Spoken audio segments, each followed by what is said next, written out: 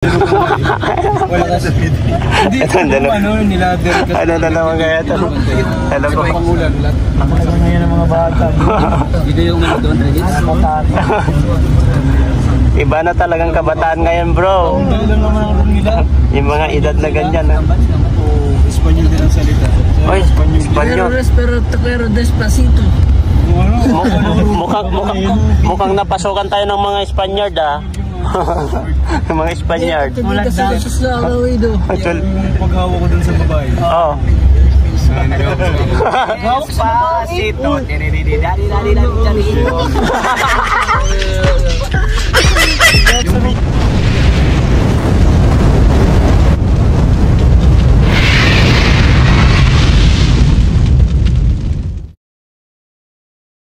Namin dito guys. Pasalamat ka na. Hindi ka pala kalingap, kapatrig ka. Paliwanag mo, no? Facebook guys, pero nag-celebrate na tayo kagabi. Kasi pumunta ako kagabi doon sa bahay nila, wala dyan. Kami ni Emmy, no? Ang dami pala natin na Diyos. Kaya Sunod-sunod tayo. Yun din. Tapos si Kesa. Si Kesa. Yan. Shout out sa inyo. shoutout sa mga pogi sa likod. Mga pogi dyan sa likod. Ay, sila yun, sila. Sila yun. Grabe, humble ka naman talaga, oh. Number one si Patrick. Nasaan si Patrick? Hindi ko nakikita yun. Patrick, huwag kang nangiiwan, bro, ah. Tanong mo sa kanila, wala ba, bro? Bro. Uy! Nala ko yan, ang pogi, ah. Basta nakakasalubong ko yan, pinibusinahan ko si papa mo palang minsan. Lagi ko rin yung tinatasan ng ilaw, eh. Kung nakarya, susundang ba yan? Kakapagin kayo mag-ano na sa kapitalyo, parada. Si Dada. Wait. Patrick, ang payo ko sa iyo. Ayan, payuan mo na, bro. Maging loyal. Loyal, bro. Maging loyal ka, bro. Kalingap. Kay Lord. Ay, ano. Ha? Binubulong, guys. Binubulong. Tantrums narinig. Mukhang nagsisisi ka yata. Nagsisisi ka ba na kalingap? Bakit Patrick na lang? Bakit hindi kalingap? Identification lang yun. Siya pa. Pero when it comes to terms naman, pero identification. Ano ang terms yan? Proud ako. Lagot ka, umayos ka. Sasabunin ka dito. May channel ko, dati Kuya David.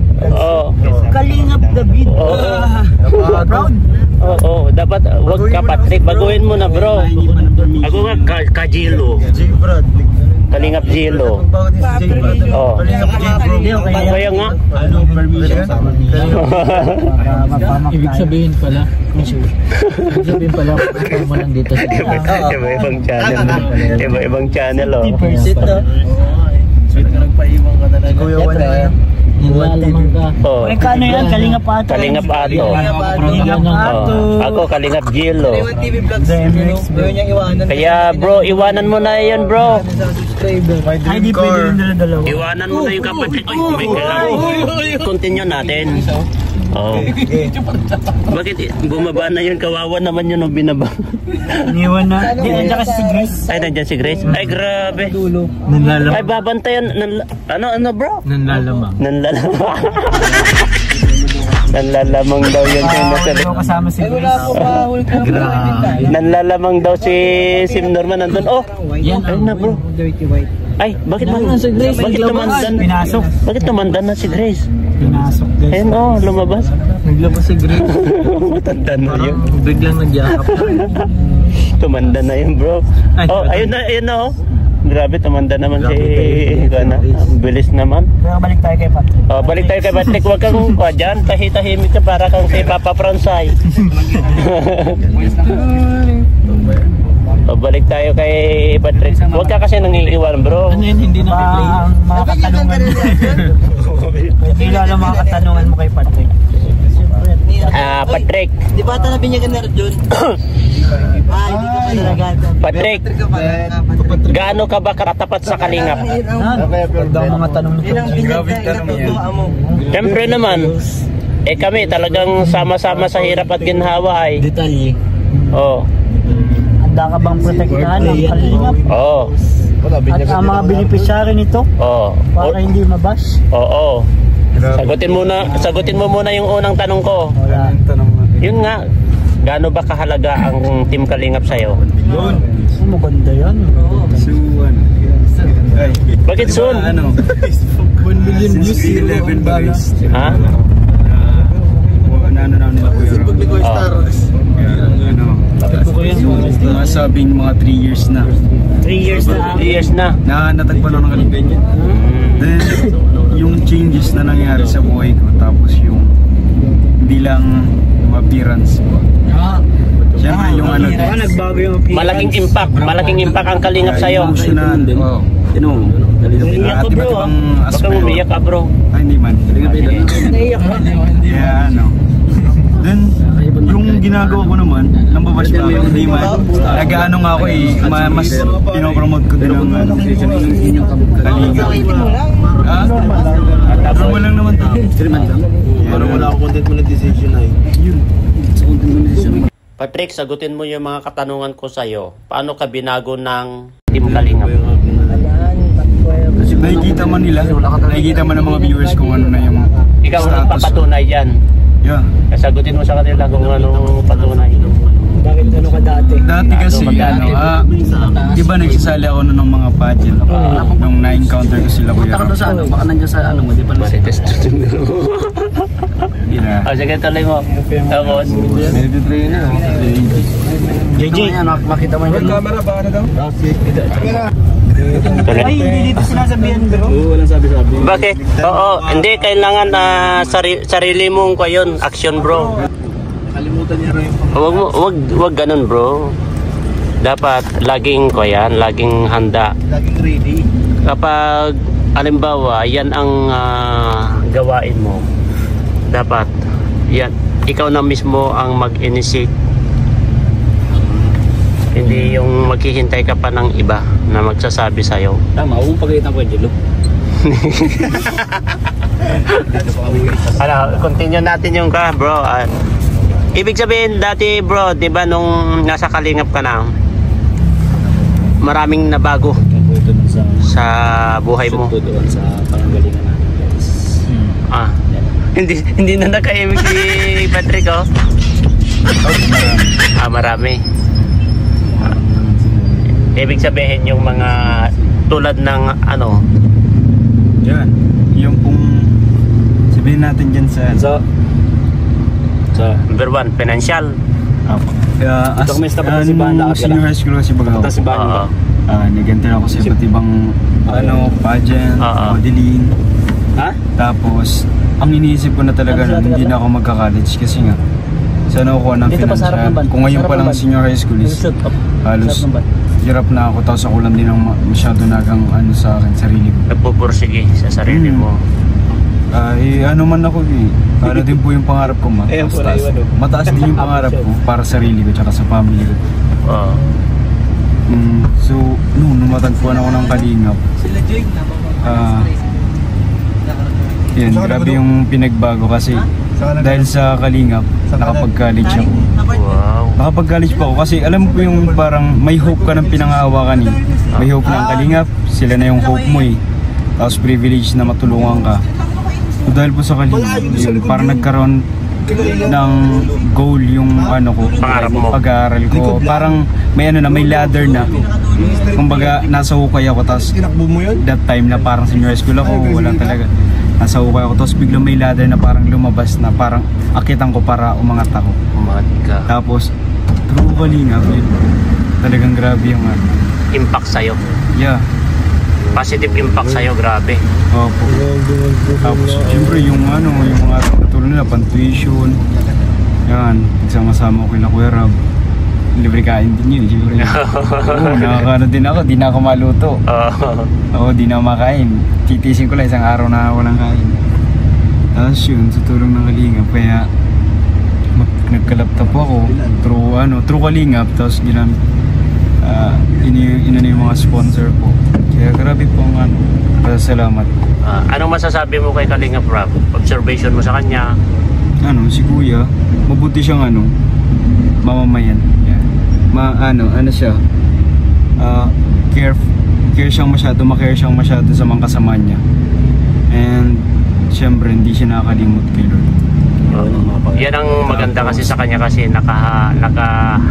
nakasandal siya sa Panginoon Diyos. Yeah. Kaya yan ang maganda kay Kalingap Rab. Kaya lang nagpapala siya. At ano naman ang masasabi mo sa mga kasamahan mo? Meron ka bang kinakagalit sa mga ibang kasamahan mo kapag binibiro ka, ganon? Totally ma'am pa. Anong observation mo sa amin? Yung totoo. Yung totoo, yung observation mo sa amin. Itong observation ko sa parang pangasar. Ano man po, actually nasanay na din ako kasi wala man po tayong magagawa pag pinaganyan kanila. Ang kailangan mo lang gawin is mas maging mas maging matatag ka. Tapos syempre dyan, pag matatag ka na parang hindi ka na syempre sila na yung parang titigil dun. Ma-realize nila binakatawa ba? May dapat ba? Saka bro, idagdag ko lang. Kapag ka nasa tropa ka, hindi ka titigilan. Kasi ibig sabihin nung kaya inaasar ka, kinitignan yung katatagan mo. Tropa ka eh. Kasi kung di ka na inaasar o di ka na kinakausap, punta ka na. Di ba? Ang ko mo po dito, parang tinitake ko siya as a challenge. Yes. Challenge sa akin kung hanggang saan yung pagpapaka-humble ko, yung humility ko, yung patient ko when it comes to pressure. Sa pakikisama. Yeah. Doon niyo papasok yung lawak ng pangunawa. Kaya lang tayo. At siyempre, ano naman masabi mo kay Kuya Bal? Kasi kung wala si Kuya Bal, wala si Kalingap Rab, wala tayo ngayon. Yeah. Ay naano ko man po lagi, binabanggit ko nga lagi si Kuya Bal. Kasi syempre at siya naman po bagang father ng Kalingap. Without Kalingap, wala naman tayong lahat. O baga dito.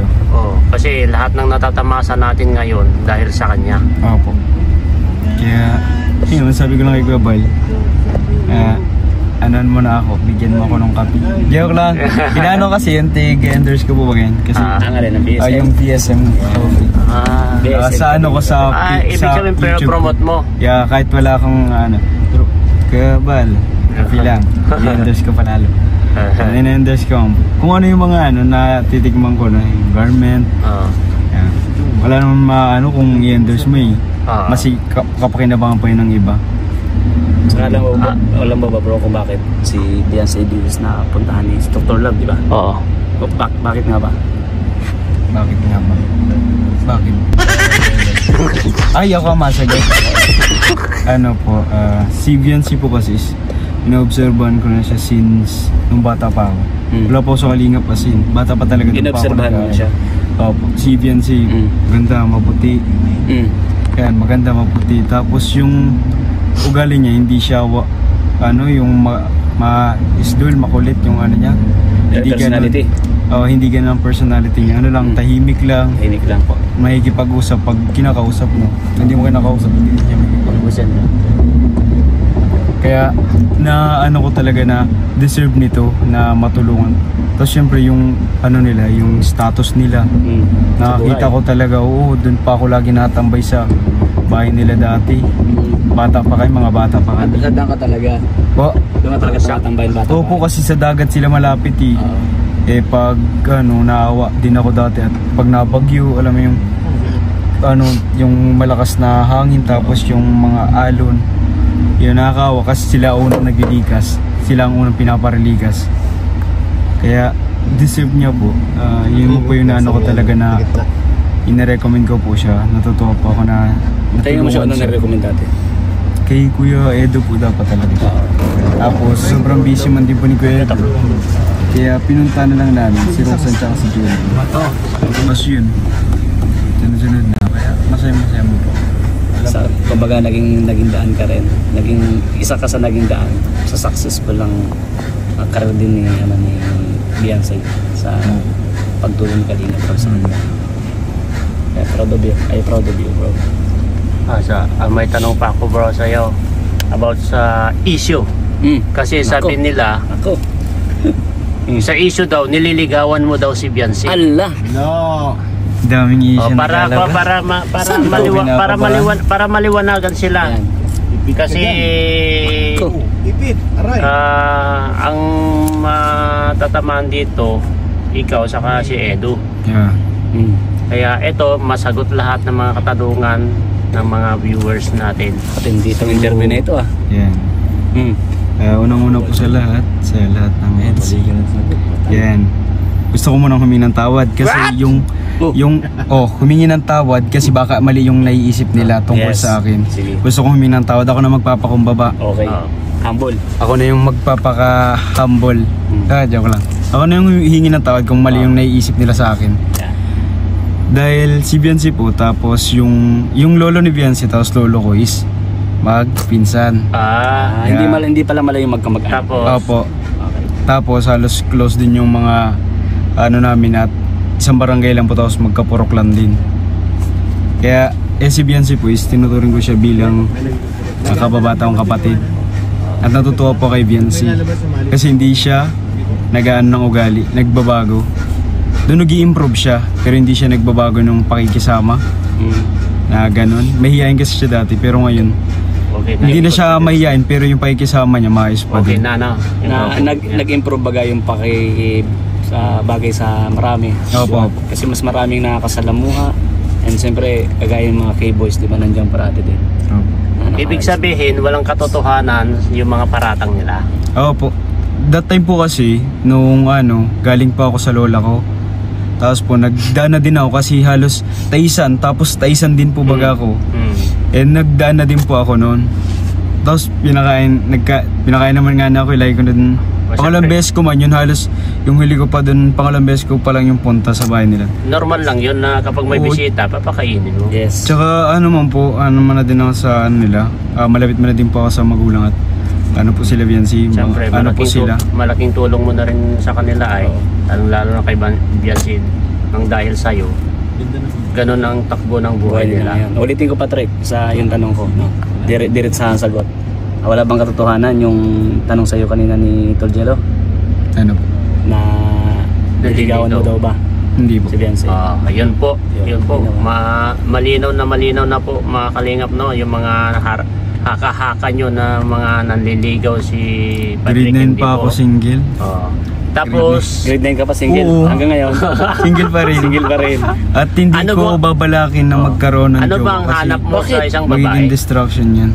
Hindi, huwag mong sabihin hindi yung babalakin magkaroon ng jowa kasi So far, inspiration, maging inspirasyon sa buhay natin. Hindi kasi ang ginagawa kong inspirasyon yung ko na yung family ko na, tapos pagaganda na si Lord, tapos syempre ginagawa kong inspirasyon yung mga successful na mga tao.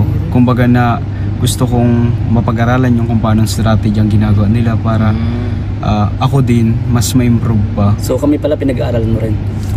Opo, inobserban ko pa ang bawat kilos ng mga nakakasalamuha ko kasi gusto ko ma-adapt yung the way na kung paano sila makasurvive sa isang situation. At saka sa pag-vlog. Kung paano sila makipag-communicate ng maayos, na walang na-hurt na ibang tao. Kaya yun po yung inobserban ko sa mga K-boys sa lahat. And totoo po na yun yung na-obserban ko. Kaya ano bang hanap mo sa isang babae? unang-una po syempre sige, sabihin natin. Grabe yung mga tanong mo. Siguro Hindi ka ba maselan, mapili? Syempre, kung nagsiset ka nga ng standard sa sarili mo, mag-set ka din ng standard para sa taong karapat dapat sa'yo. Yun. Pero, ang unang standard na yun muna is, will ba ni Lord? Or ba yan sa ni Lord? Hindi, I mean, kay Lord ba yan nakapokus? Unang-unang, sa madaling salita, ang unang-unang gusto mo sa babae, yung malapit kay Lord. Kay Lord. Alam mo yung kaya niya akong iwan para kay Lord. Ganun yung parang habulin ko. Ayan, sir. Ato, tawag ka! Ano po? Punta ka daw doon. Wala ka sa video. Hindi, nilader ka. Ano na naman kaya ito? Ano po? Pangulan lang. Ano ngayon ang mga bata? Dito yung mga doon, Regis. Iba na talagang kabataan ngayon, bro. Ilan naman ang room nila? Yung mga edad na ganyan. Espanyol din ang salita. Oy, Espanyol. Pero despacito. Mukhang napasukan tayo ng mga Spaniard, Mga Spaniard. Wala sa Lawaido. Yung paghawa ko dun sa babae. Oo. Pasito.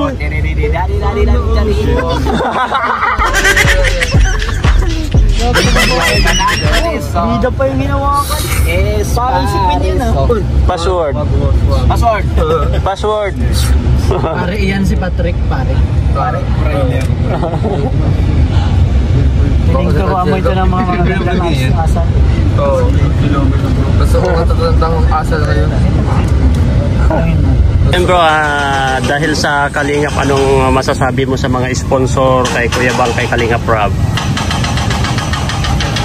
First of all po, gusto ko lang mag-thank you. Salamat po sa walang sawang pag-support nila, especially po sa akin.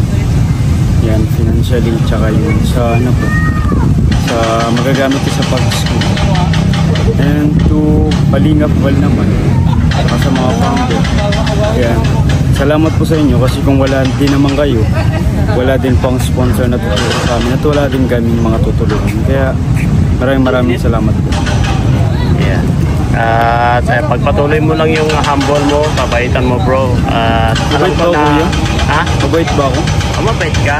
Kaya pagpatuloy mo lang yun at andyan lang naman yung mga supporters at sponsor para sa'yo. Alam ko po, nakikita ko naman na yung sobrang pagmamahal nila sa'yo ay nandyan sila nakasuporta at nakaalalay sa'yo sa pag-aaral.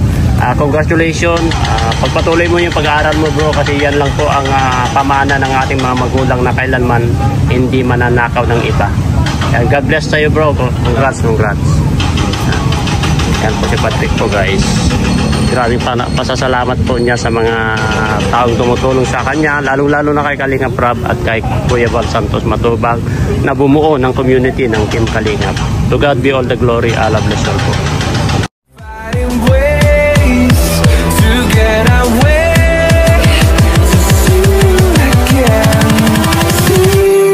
Again.